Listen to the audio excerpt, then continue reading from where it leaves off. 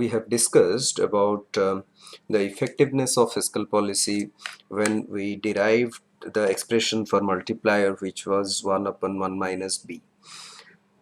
And we also discussed about the balanced budget multiplier, which is equal to 1. Now we will discuss some of the limitations of using fiscal policy to stabilize economic activity. Now let us start with the issue of crowding out. Okay, what crowding out is, we will discuss this. Okay, now crowding out refers to the increase in government spending leading to an increase in interest rate, which ultimately adversely impacts investment spending. In other words, crowding out refers to an increase in G leading to a fall in I. Why that should happen?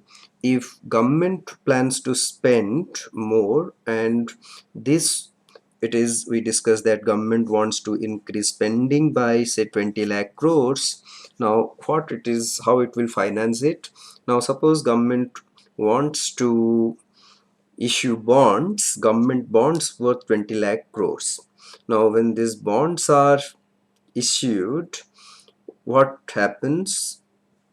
Bond supply of bond supply increases in the market, which leads to, when anything is in excess supply, its price falls, so bond prices decline, and bond prices and interest rates are inversely related. So a fall in bond prices lead to an increase in interest rate, and we know that I is equal to I0 minus FR. Investment responds negatively to interest rate, so when R goes up, it implies that I will undergo a decline. Now this is essence of crowding out, but we need to spend some time in finding out or understanding why bond prices and interest rates are inversely related. This might have been discussed in the financial institution and markets paper in the first term, but nonetheless I will give the intuitive appeal of this relationship. Let us intuitively try to understand why bond prices and interest rates are inversely related. Okay, now we are talking, suppose a bond has been issued whose face value is rupees 1000, okay, and which is carrying a coupon of 10%. So after one, suppose um, one has purchased a government bond of 1000 rupees, he will get after 1 year how much? 10% coupon, so he will get 1100 rupees after 1 year. But suppose after 5 months you needed liquidity, you wanted to dispose of this bond and get liquid cash. So and that time, suppose the, and where you will sell it, you will sell it in the secondary market, and suppose at that time banks are offering interest rate of say 15%. That means, suppose your friend wants to buy this bond from you, but your friend has also an option whether to buy the bond which is giving a 10% coupon, or to put the money with which you would have purchased the bond, to put the money in the bank and earn 15%. Now your friend would not like to enter into a losing deal, so he or she would like to ensure that even after if he buys the bond, then at least he should be, at least should not, at least he should not be worse off. So if the market interest rate is 15%, he would like to pay that much money so that the 10% coupon notwithstanding, his effective return would be 15%.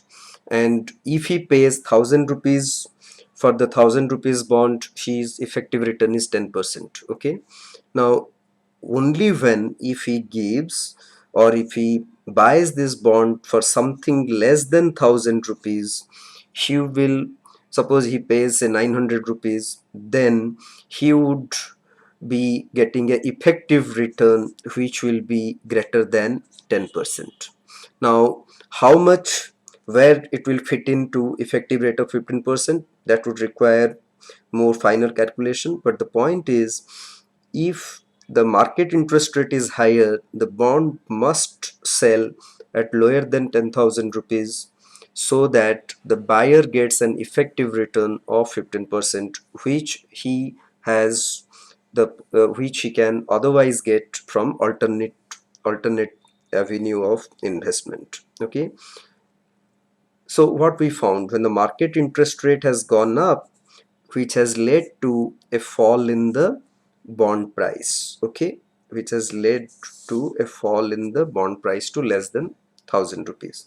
Opposite would be the scenario, suppose government doesn't have that much of firepower to really take the economy from a from one level of equilibrium to another, because most of the government's budget is already committed in terms of defense spending, in terms of salaries for government employees.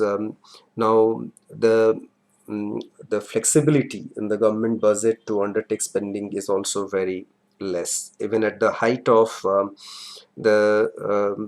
of fiscal policy activism, we found that in US the spending was hardly anything compared to the requirement. We will again discuss this point in the classroom. So we discussed a few things. One is that how fiscal policy can take the economy from one level of equilibrium to another. Second, we discussed about the concept of multiplier, the spending multiplier, the tax multiplier, and then we talked about some of the limitations of fiscal policy, like crowding out, a matter of timing, and also the quantum.